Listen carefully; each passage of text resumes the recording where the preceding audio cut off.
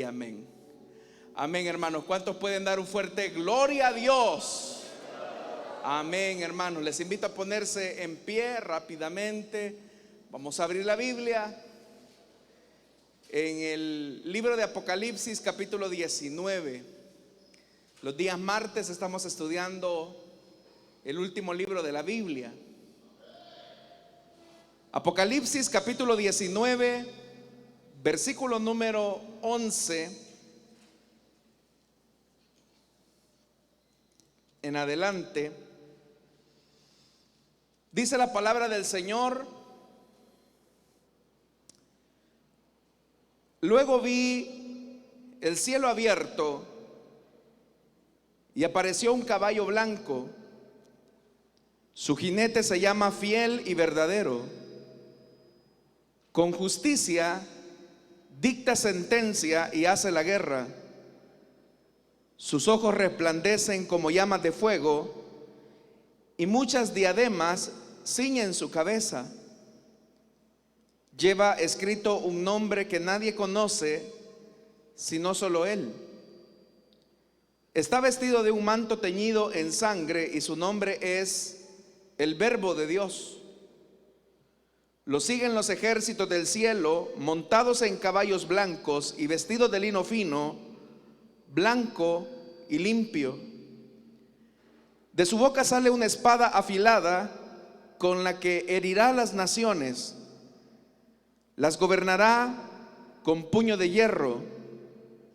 Él mismo exprime uvas en el lagar del furor del castigo que viene de Dios Todopoderoso. En su manto y sobre el muslo lleva escrito este nombre: Rey de Reyes y Señor de Señores. Amén. Tengan la bondad de tomar sus asientos, hermanos y hermanas. La semana pasada, hermanos, cuando estábamos estudiando los versículos anteriores, veíamos el canto nupcial de todos aquellos que han sido convocados a las bodas del Cordero de Dios. Decíamos en esa ocasión que en la cosmovisión cultural del siglo I, el énfasis del matrimonio o de la ceremonia matrimonial o ceremonia nupcial, a diferencia de nuestra cultura donde el centro de atención se vuelve en la novia, en el siglo I y específicamente en la cultura hebrea, el centro de atención siempre es el novio. Por eso es que, anticipando este canto nupcial, pues obviamente que lo siguiente será el aparecimiento o la llegada del novio. Si lo que vimos la semana pasada era el canto nupcial, los gritos avasalladores de la multitud que anuncian la llegada del novio, pues consecuentemente lo que tiene que seguir a ese canto nupcial es precisamente eso, la llegada del novio. Así, hermanos y hermanas, como cuando se comienza a escuchar el himno nupcial o la marcha nupcial, que es como la llegada de la novia, los cantos de júbilo, el regocijo del reino del Señor, de la llegada del reino, es como esa anticipación que el novio está por venir. Y eso es precisamente lo que hemos encontrado. Siendo que ya se ha realizado la destrucción de la gran ramera, de la Babilonia comercial y de la Babilonia religiosa, lo siguiente, hermanos y hermanas, entonces es que aparezca el novio. Esto es lo siguiente que ocurre. Si ya se ha derrocado la Babilonia religiosa, si ya se ha derrotado la Babilonia comercial, la invitación solemne de todos aquellos que asistirán a las bodas del Cordero, están entonces anunciando que el novio está por llegar. Por eso, hermanos y hermanas, es que el relato comienza con un símbolo ecuestre que era muy típico de la época. Dice el versículo 11: luego vi el cielo abierto y apareció un caballo blanco. Esa expresión, hermanos, que encontramos de el cielo abierto, básicamente lo que nos comunica es que hay una nueva revelación, una revelación importante que nos va a demostrar quién es el que viene cabalgando sobre el caballo blanco, quién es su jinete. Si la semana pasada entonces vimos el canto nupcial de los invitados a las bodas del Cordero, pues obviamente que quien va a aparecer es el novio. Pero lo que resulta interesante es que el novio llega montado sobre un caballo blanco. Ese símbolo, hermanos, del cielo abierto se repite 2 veces en el libro de Apocalipsis. Uno es en este pasaje y otro ya lo vimos en el capítulo 4, donde Juan de Patmos vio las puertas, la puerta abierta en el cielo. Pero también esa expresión, el cielo abierto, como un cielo que se rasga, aparece también, hermanos, cuando ocurrió, por ejemplo, el bautismo en agua de Jesús. Ese cielo que se abre y que dice: este es mi Hijo amado, en quien tengo complacencia. También el cielo abierto, hermanos, fue una realidad que vio Esteban en el momento de su muerte o en el momento de su martirio, cuando él vio al Señor de pie a la diestra de la majestad del Padre. En el Antiguo Testamento, igualmente, el profeta Ezequiel, cuando comienza su ministerio, y obviamente que para que comience su ministerio era necesario un llamado, él dice que el cielo abierto se abrió frente a él. Entonces, obviamente, hermanos, que acá se está diciendo que Juan vio el cielo abierto y apareció un caballo blanco, significa que el que aparece no es cualquier persona. Es lo que el canto nupcial había anticipado, y es que viene el novio. Pero no es un novio cualquiera, es un novio que viene en su calidad de rey, es un novio que viene en calidad de Señor. Por eso, hermanos, que la descripción es bastante significativa, porque el Señor aparece como un guerrero, como alguien que viene montado sobre un caballo, lo que es un símbolo de victoria militar. En el Antiguo Testamento, hermanos, ya se hacían descripciones del Señor montado sobre un caballo, anunciando una victoria a favor de su pueblo.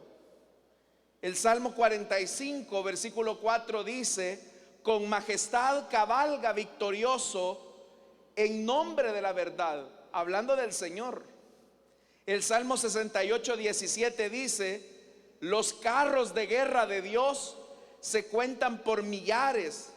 Del Sinaí vino en ellos el Señor para entrar en su santuario. El profeta Habacuc, en el capítulo 3, versículo 8 dice: ¿te enojaste, oh Señor, con los ríos? ¿Estuviste airado contra las corrientes? ¿Tan enfurecido estabas contra el mar que cabalgaste en tus caballos y montaste en tus carros victoriosos? Entonces vea que el hecho que Juan de Patmos esté viendo el cielo abierto, ese caballo blanco, y ahora, hermanos, en la otra parte del versículo 11, para identificar a su jinete, vea cómo se presenta el novio. Verso 11: su jinete, dice, se llama Fiel y Verdadero. Este, hermanos, es el primero de los 4 nombres que son utilizados para este jinete.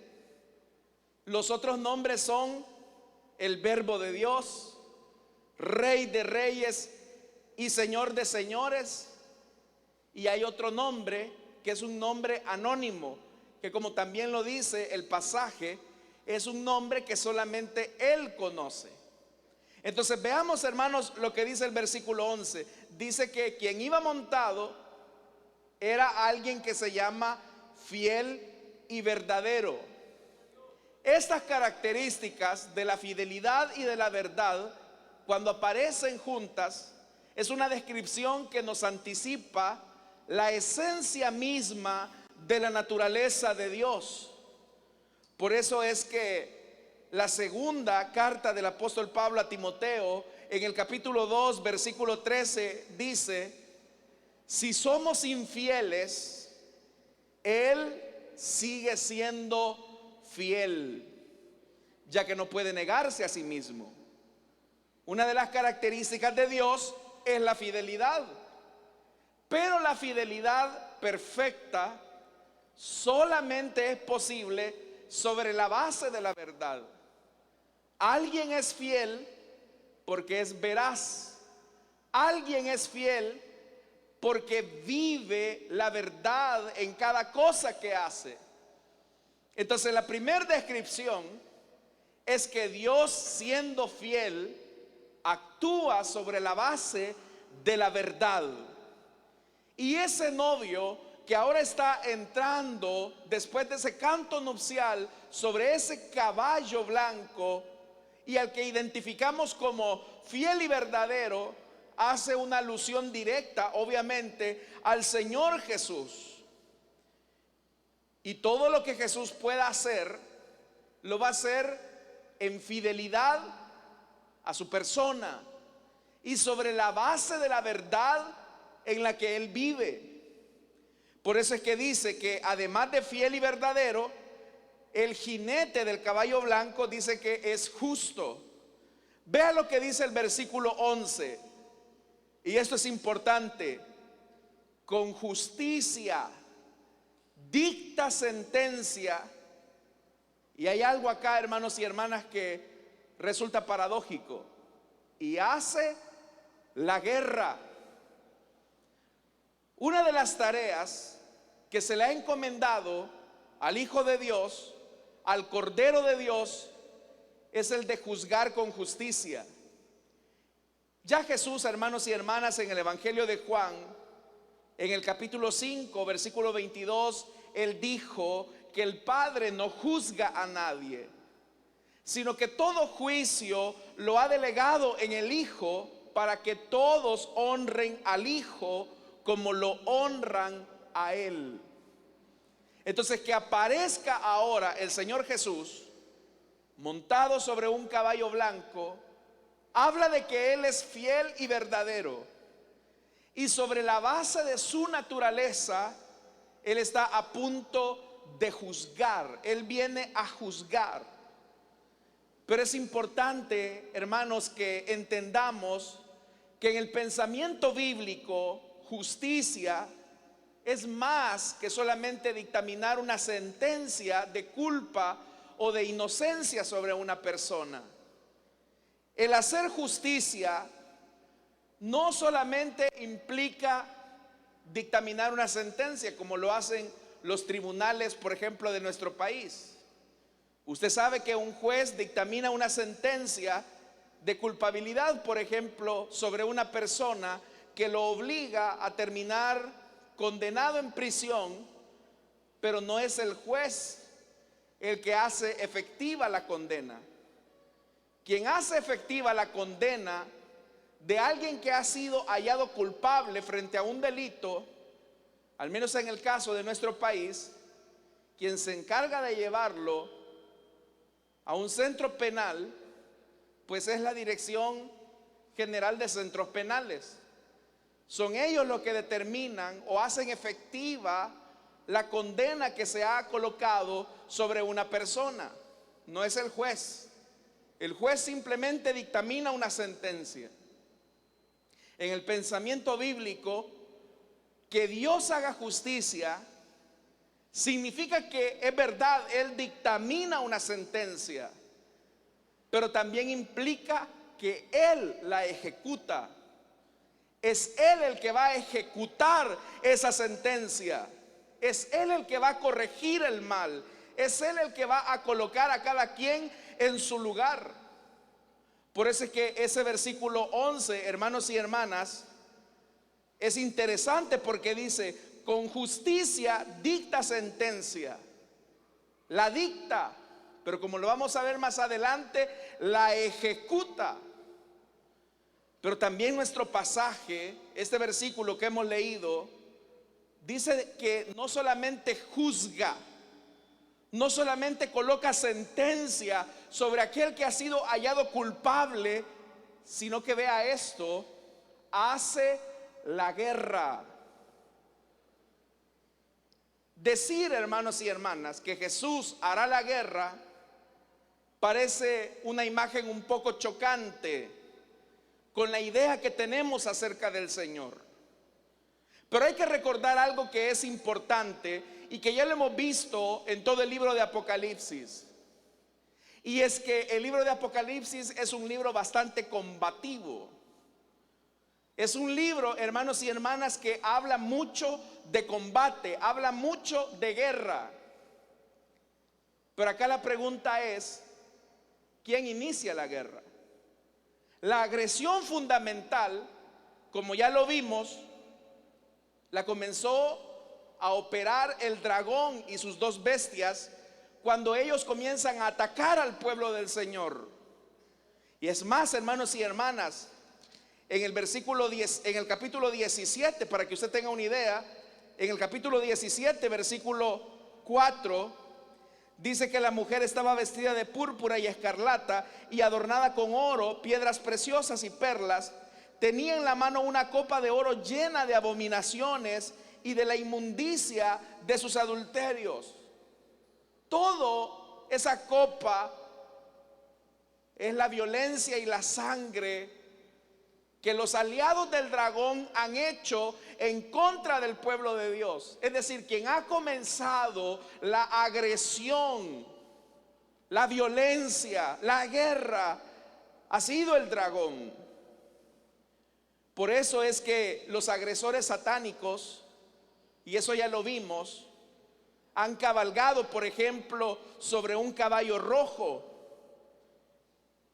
y con su malicia, con su perversión, con su maldad, fomentan la guerra, organizan el Armagedón para ir en contra del Señor. Tratan la manera de ir a batallar en contra del Señor. Lo vamos a ver más adelante, ya el próximo capítulo 20, vamos a ver que incluso después del reino milenial de Cristo, del reino perfecto de Cristo, el dragón sale de su prisión, Satanás sale de la prisión solo para provocar otra guerra, otra agresión en contra del Señor y de la iglesia. Entonces, ante todas estas agresiones del antirreino, resulta interesante que ahora el que viene montado sobre el caballo blanco, este jinete, viene a hacer la guerra. Hermanos y hermanas, como ya le dije, la figura de un Cristo armado con espada que viene a combatir, como dice el texto, choca contra la sensibilidad de nuestra mentalidad moderna. Porque a nosotros nos es más fácil simpatizar con un Jesús que es amable, que es agradable. Eso como que no amenaza nuestra tranquilidad y nuestra seguridad, porque la idea que tenemos de Jesús es de alguien que es manso y humilde, que no es agresivo, que no es violento. Pero en realidad, hermanos, casarnos completamente con la idea de que nuestro Señor es verdad es manso, es humilde.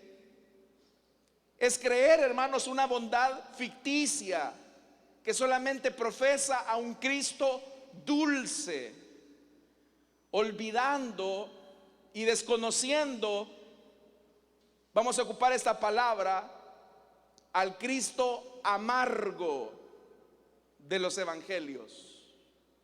Se nos olvida que el Jesús bíblico se enojó más de una vez y vivía, por ejemplo, consumido por el celo de la casa de su padre. ¿Se recuerda en esa ocasión cuando Jesús llegó al templo y encontró que en el templo había todo un sistema de corrupción alrededor de la casa del Señor? ¿Cómo encontramos a Jesús, hermanos y hermanas, cuando llega al templo? No, a mí no me parece que ustedes estén aprovechando de la fe de la gente. Así que les pido, por favor, si les es posible, muevan un poquito la mesa porque se ve feo. No, ¿cómo llegó Jesús, hermano? Llegó con látigo. Llegó a darle vuelta a la mesa de los cambistas. Y les dijo: ustedes han hecho de la casa del Señor una cueva de ladrones. Cuando el Señor dijo que esta casa sería llamada casa de oración, y por lo tanto ustedes la han mancillado. Se nos olvida al Jesús que se molesta, que se indigna, que se enoja. Se nos olvida, como ya lo vimos en este libro de Apocalipsis, al Hijo del Hombre que se presenta armado no solamente en contra de la bestia, sino también en contra de la iglesia de Pérgamo, para pelear contra ellos con la espada de su boca. Significa que Jesús no solamente se presenta para pelear contra los seguidores de la bestia. El Señor Jesús se puede presentar frente a nosotros para pelear batalla contra nosotros. Y ahí, estando del otro lado, frente al Señor, le aseguro que es una posición en la que usted y yo no queremos estar. Es más, en Tiatira, Jesús se vuelve también duro. Y alguien podría catalogarlo, como algunos lo han dicho, en un Jesús que se vuelve amargo, porque amenaza con herir de muerte a los hijos de Jezabel, la falsa profeta. Y es acá, cuando leemos ese pasaje, que Jesús se presenta para hacer guerra, donde nos viene a nosotros la pregunta, que es una pregunta lógica, de una tensión que parece paradójica, porque la figura del Jesús bíblico es la del príncipe de paz. Jesús es príncipe de paz. Pero a la vez, hermanos, la paz muchas veces conlleva enfrentar los problemas no resueltos, los conflictos que todavía no tienen una solución. Pero hay algo que no debemos de olvidar, y es que Jesús mismo se presentó de esa manera. Es verdad que Jesús dijo: aprendan de mí, que soy manso y humilde de corazón. Y Jesús, hermanos y hermanas, con el marginado, con el pobre, con el desposeído, con el olvidado, siempre tuvo una actitud compasiva. Pero Jesús, frente a la religión organizada, frente a las representaciones de poder opresivas, Jesús siempre fue una persona que mostró su indignación santa. Entonces, que ahora veamos que la gente diga: Ha comenzado a reinar Dios, ha comenzado a reinar el Hijo de Dios. Alegrémonos porque ha llegado el día de la boda del Cordero. Implica también consigo que Jesús viene a darle a cada quien lo que merece, y eso significa que su sentencia es justa. No solamente viene a dictar sentencia, la viene a ejecutar. Al pensar en esto, hermanos, a mí no se me olvidan las palabras del Señor cuando en el Evangelio de Mateo Él les dice: no crean que he venido a traer paz a la tierra. No vine a traer paz, sino que espada. Porque he venido a poner en conflicto al hombre contra su padre, a la hija contra su madre, a la nuera contra su suegra. Los enemigos de cada cual serán los de su propia familia. ¿Y qué significa esto? Que el juicio comienza con aquellos que nunca se definen completamente. El juicio comienza con la indefinición. Aquellos que quieren comulgar en los dos bandos. Para Jesús eso es alta traición. No se puede estar bien con Dios y con el diablo. No se puede estar bien con la luz y las tinieblas. ¿Se es o no se es? Entonces, a la pregunta, ¿qué provoca la indignación de Jesús? ¿Qué provoca la ira de Jesús? Dos cosas. Primero, los que no se definen. Es más, la palabra de Dios, hermanos y hermanas, es tan gráfica en cuanto al desprecio que el Señor tiene frente a los indefinidos, porque dice literalmente que le dan asco, por cuanto no eres ni frío ni caliente, sino que tibio. Dice que el Señor lo vomitará de su boca. Si hay algo que le indigna a Jesús, si hay algo que le molesta a Jesús, no es el pecador que, se sobreentiende, está esclavizado en su miseria de maldad. Si hay algo que le molesta a Jesús, es la hipocresía de aquellos que, creyendo ser algo, no son nada. Jesús no tiene ningún problema con aquellos pecadores que vagan en tinieblas, sin luz y sin esperanza. Es más, Jesús los ve con compasión.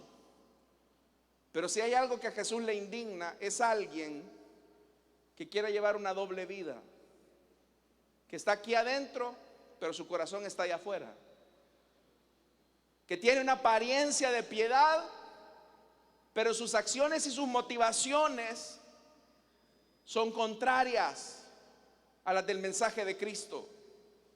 Si hay algo contra lo que el Señor siempre hará la guerra, es contra la hipocresía. Segundo elemento contra lo que el Señor se indigna, y yo le aseguro, nadie quiere estar del otro lado, frente a Jesús. Nadie quiere estar frente a este jinete que viene montado en su caballo, y son los opresores. Jesús tiene relación con el humilde, con el manso de espíritu. Pero la Biblia dice claramente que el Señor humilla al que se enaltece, destruye al opresor. Por eso es que dice la Biblia en el versículo 12, siempre de este pasaje: sus ojos, dice, resplandecen como llamas de fuego, y muchas diademas ciñen su cabeza. Lleva escrito un nombre que nadie conoce sino solo Él. Es interesante este versículo, porque cuando se describe a Jesús con llamas de fuego, está haciendo una alusión directa a la profecía de Daniel en el capítulo 10, cuando dice la Biblia que aquel varón se presentó y la descripción de sus ojos eran como las de antorchas, es decir, como llamas de fuego. ¿Qué significa que Jesús se describa con ojos resplandecientes como llamas de fuego? Implica que no hay nada oculto que el Señor no conozca. Él sabe hasta lo íntimo del corazón. Si Él viene como juez a dictar sentencia, usted sabe, hermanos y hermanas, que a veces cuando se llevan a los implicados frente a los tribunales, y muchas veces se quiere reducir la condena sobre un implicado, el imputado trata la manera de demostrar una cara de yo no fui. Quizás hasta los ojitos los hace bien tiernos, ¿verdad? Y un ser humano podría decir, pobrecito, no parece, no creo que haya hecho tal maldad. Y alguien puede juzgar sobre la base de la apariencia. Pero Jesús no se detiene a ver la apariencia de nadie.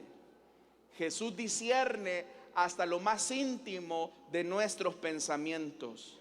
Él sabe qué es lo que escondemos.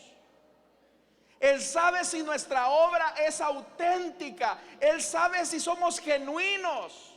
El Señor sabe quién es quién. Acá podemos engañar a las personas. Acá podemos, hermanos y hermanas, dar la pinta que somos personas piadosas, que somos personas pulcras. Pero al Señor no lo vamos a engañar nunca. Él sabe quién está viviendo la fe sinceramente y quién solamente se ha venido a esconder detrás de un ropaje religioso, detrás de una actitud hipócrita. Él lo sabe. Aquellos que tienen una vida doble son enemigos del Señor.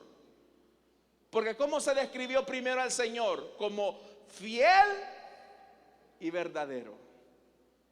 Si Él es fiel, si Él es verdadero, Él desea que todos aquellos que lo sigan sean fieles y sean verdaderos. Pero la fidelidad de su fe solamente se expresa en que usted y yo caminemos en la verdad. Pero ¿quién mejor que el Hijo de Dios nos conoce, hermanos? Él sabe qué es lo que hay en el corazón de cada uno de nosotros. Por eso es que dice la Biblia que sus ojos resplandecen como llamas de fuego. Acá se nos dice, y muchas diademas ciñen su cabeza. Las diademas, hermanos y hermanas, eran símbolo de autoridad, pero también símbolo de victoria. Significa que el Señor, siempre que va a juzgar, vence el mal.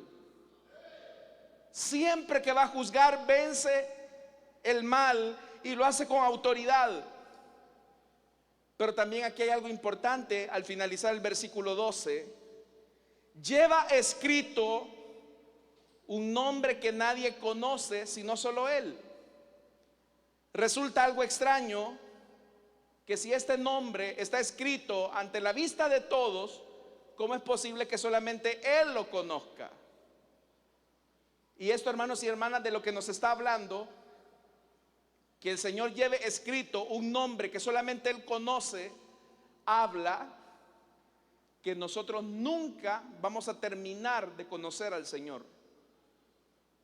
El Señor es infinito.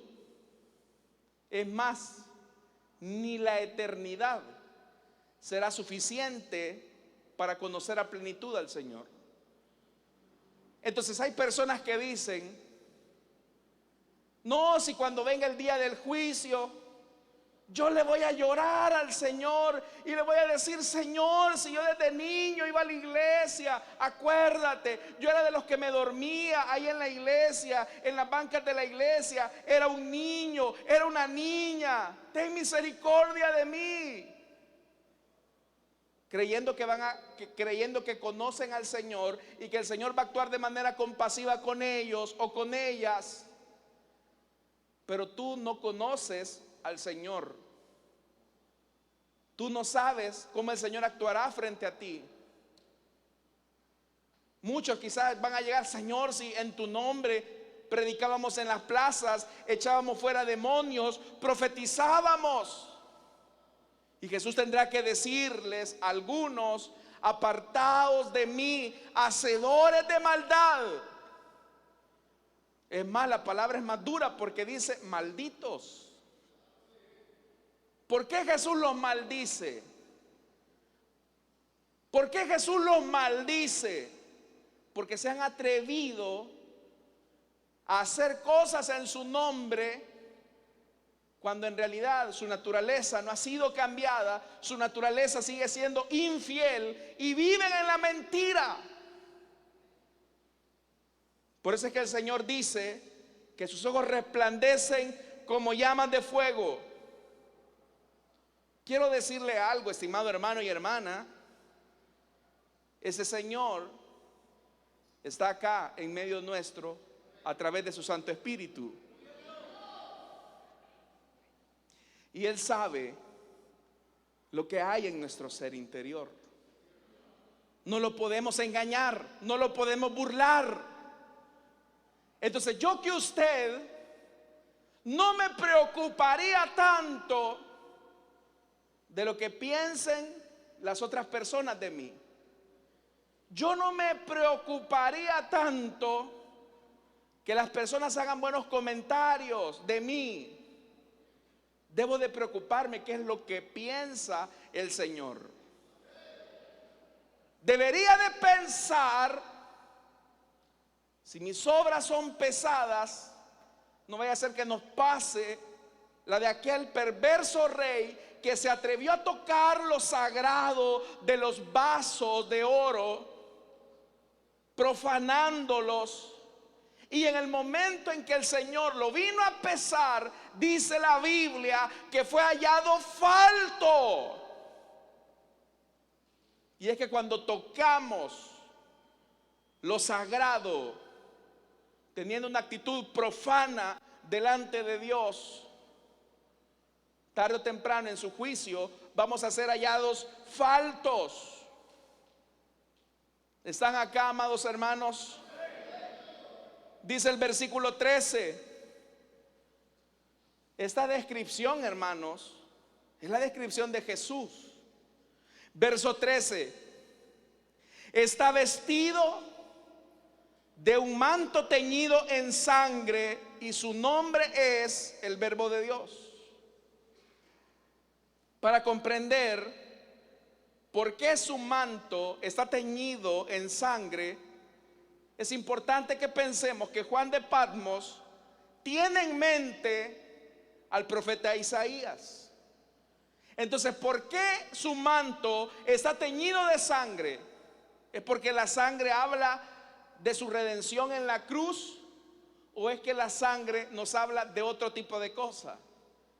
Para responder a esto, le invito a que abra su Biblia en Isaías capítulo 63. Y ahí vamos a encontrar la respuesta de por qué su manto está teñido en sangre. Isaías 63, versículo 1 en adelante. Oiga esto. ¿Quién es este que viene de Edom, desde Bosra, vestido de púrpura?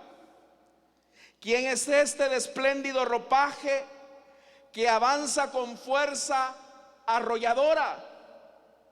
Soy yo, el que habla con justicia, el que tiene poder para salvar. ¿Por qué están rojos tus vestidos, como los del que pisa las uvas en el lagar? Y vea la respuesta que da el Señor. He pisado el lagar yo solo, ninguno de los pueblos estuvo conmigo. Los he pisoteado en mi enojo, los he aplastado en mi ira. Su sangre salpicó mis vestidos y me manché toda la ropa. Ya tengo planeado el día de la venganza. El año de mi redención ha llegado. Miré, pero no hubo quien me ayudara. Me asombró que nadie me diera su apoyo. Mi propio brazo me dio la victoria. Mi propia ira me sostuvo. En mi enojo pisoteé a los pueblos y los embriagué con la copa de mi ira. Hice correr su sangre sobre la tierra. Entonces, ¿por qué el manto del Señor se ha salpicado de sangre? No es la sangre que Él virtió en la cruz, es la sangre de todos aquellos perversos que siempre han contrariado al Señor. Por eso es que yo le dije a usted algo: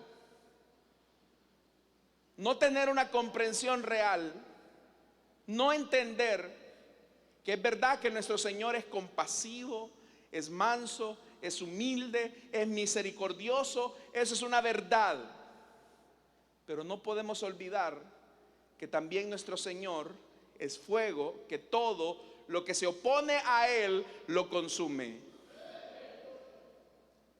El Señor actuará con compasión con el que se humilla, pero con aquel que se revela, con aquel que se hincha de orgullo y en su orgullo oprime al débil, ese que se cree que controla todas las cosas, terminará pisoteado en el día de la ira del Cordero de Dios. Y es el Señor diciendo: tú manchaste tus manos de sangre, te manchaste tus manos de sangre con sangre inocente. Tú te manchaste tus vestidos con la sangre de los mártires. Ahora te toca la sentencia. El que a hierro mata, a hierro debe de morir. Tú te creías poderoso, que nadie te iba a tocar, que eras absoluto. Pues déjame decirte que no lo eres. Y dice algo más, hermanos y hermanas. Verso 14. Los siguen los ejércitos del cielo, también montados en caballos blancos.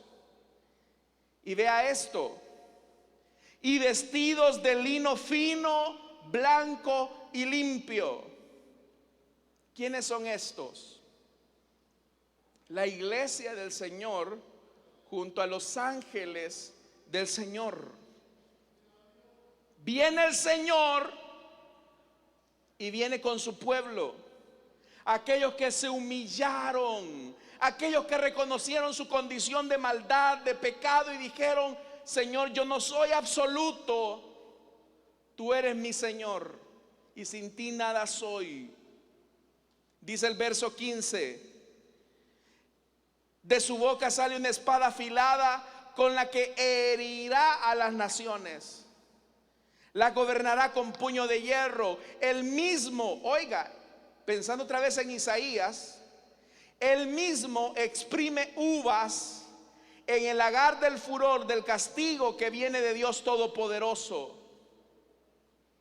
Entonces, hermanos y hermanas, si usted puede notar algo y se acuerda del pasaje de Isaías que leímos, quienes lo acompañan al jinete sobre el caballo blanco no vienen preparados militarmente.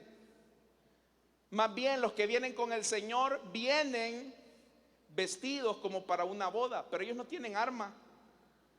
La única arma, la única arma que hay en este ejército poderoso es una.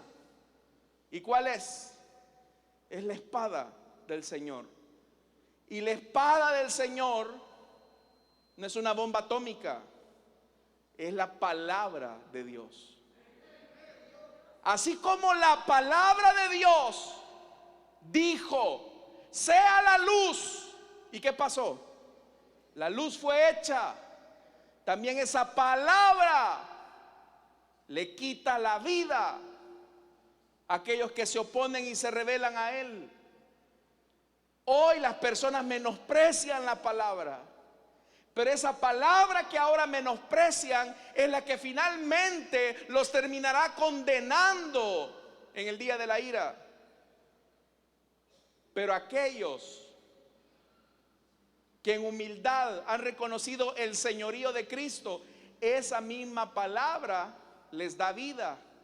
Por eso es que ahora viene el pueblo de Dios vestido con ropa resplandeciente, con lino fino, blanquísimo. Y son todos aquellos que han sido lavados con la sangre del Cordero de Dios.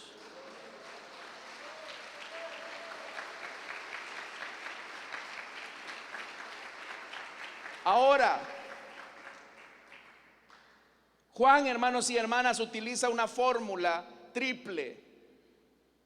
Habla de que hiera las naciones con la espada, las gobierna con puño de hierro y las exprime en el lagar de la ira de Dios. Entonces vea tres cosas: la espada, que da vida o da muerte; la vara de hierro, que es la vara del buen pastor, que cuida a los suyos; y el lagar, que es el lugar donde serán pisoteados aquellos que también han pisoteado la palabra de Dios. Significa que el lugar que le demos a la palabra, de la forma en que tratemos la palabra, de la forma en que tratemos la palabra nos tratará a nosotros. Pero recuerde que uno de los nombres que aparecen en este jinete es el Verbo de Dios. Y el Verbo habla de la palabra. Así como trates a Jesús, Jesús te tratará a ti.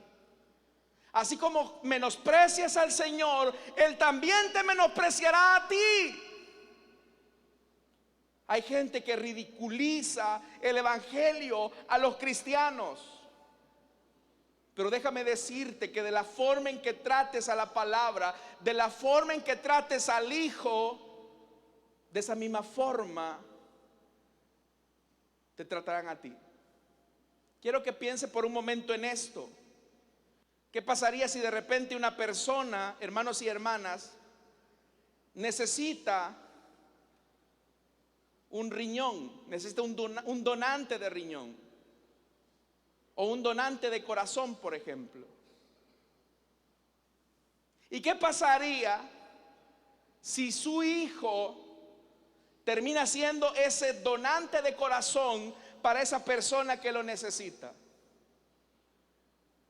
Pero resulta ser que una vez le han hecho el trasplante de corazón, ocurrió la muerte de uno para que otro viviera. Y este que tiene una oportunidad de vida por la muerte del otro, de repente comienza a insultar a quien fue su donante de corazón. ¿Cómo se sentiría usted como padre? ¿Cómo se sentiría usted como padre si se diera cuenta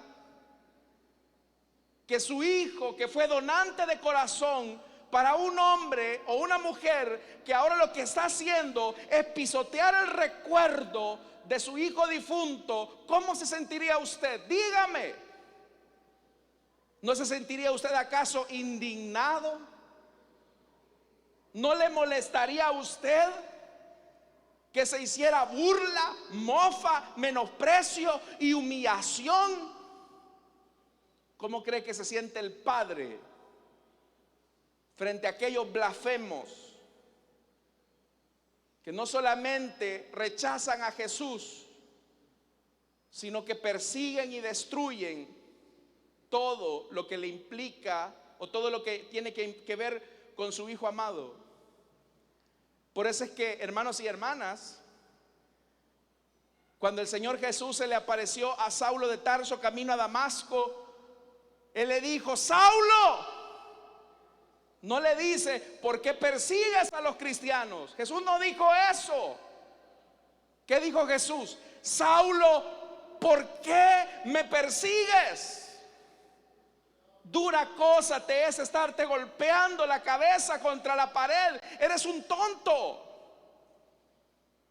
Porque solo un tonto haría eso de estarse golpeando continuamente sobre la cabeza, con su cabeza, para desquitarse su odio sobre alguien. ¿Quién hace eso? Lo hacen, hermanos y hermanas, personas cuando se burlan de la iglesia, de los siervos de Dios, del evangelio, de Jesucristo. ¿Hasta qué punto no ha llegado la humanidad hoy en día? Que hoy se ovaciona series de televisión que usted consume, donde se ridiculiza el evangelio y a Jesucristo. ¿Cómo cree que se va a sentir el Padre? ¿O cómo cree que se siente Él al ver cómo humillan y desprecian a su Hijo amado? Se siente indignado. Por eso es que Jesús lo dijo: el que de ustedes reciba a este pequeñito, a mí me han recibido.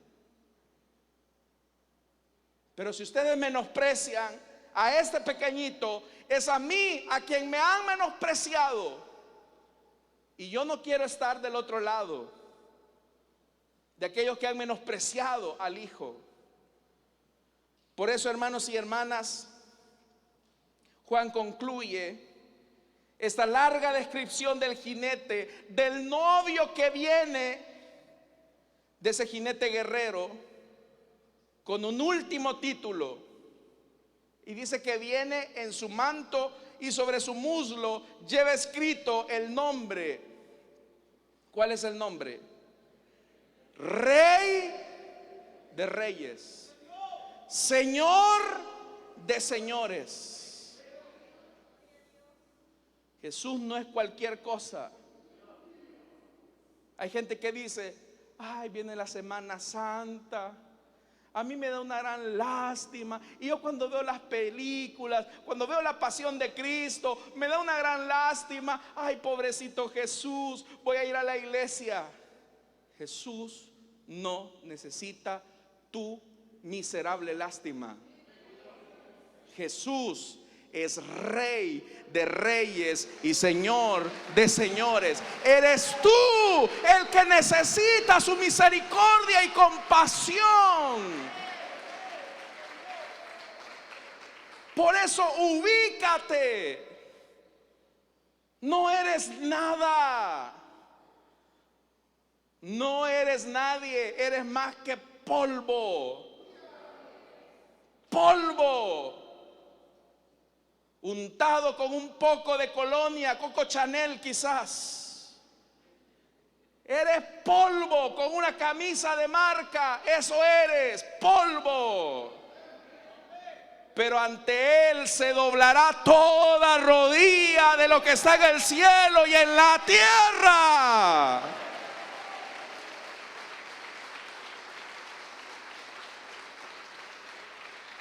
Por eso es que es importante que nos ubiquemos. ¿De qué lado estamos? Jesús es fiel y verdadero. Por eso es que, hermanos y hermanas, oiga esto. Le invito para que rápidamente abra Deuteronomio 10:16.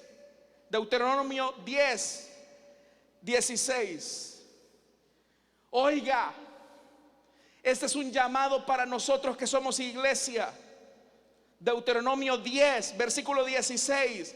Por eso, despójate de lo pagano que hay en tu corazón y no seas terco, porque el Señor tu Dios es Dios de dioses y Señor de señores.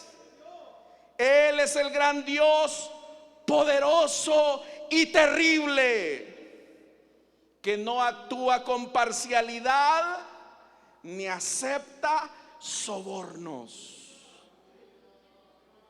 Entonces el Señor lo primero que nos dice es: no seas terco, despójate de lo pagano, despójate de la idolatría que hay en tu corazón, porque ante mí solo eres polvo, polvo, nada más.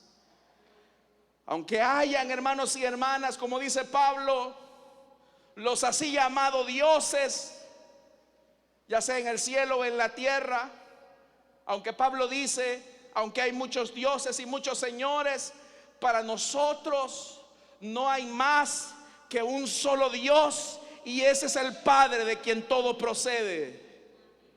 Y aunque para el mundo hayan muchos señores, para nosotros solamente hay un Señor, y es Jesucristo, el Hijo de Dios. Digan amén, hermanos. Él es el único Señor. Por eso es que acá al menos, hermanos, nadie puede llevársela de grandecito o de grandecita, o de don fulanito, doña menganita. Aquí el único que es digno de admiración, aquí quien es el único de alabanza, es el que viene montado sobre ese caballo blanco en victoria. Amén, hermanos. Vamos a orar, vamos a cerrar nuestros ojos. Teniendo nuestros ojos cerrados y nuestro rostro inclinado, rápidamente quiero hacer una invitación para aquellas personas que desean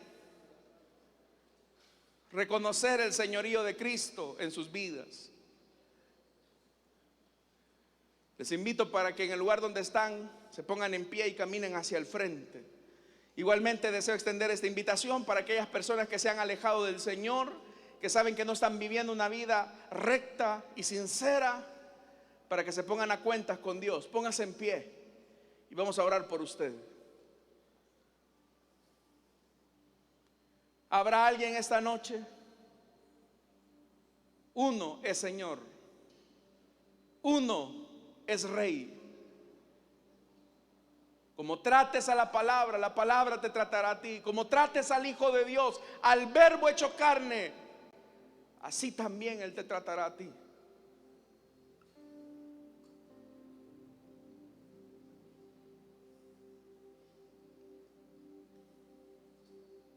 ¿Habrá alguien?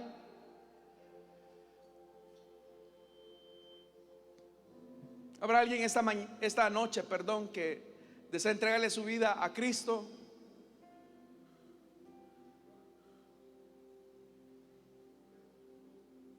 Si no lo hay, hermano, vamos a orar.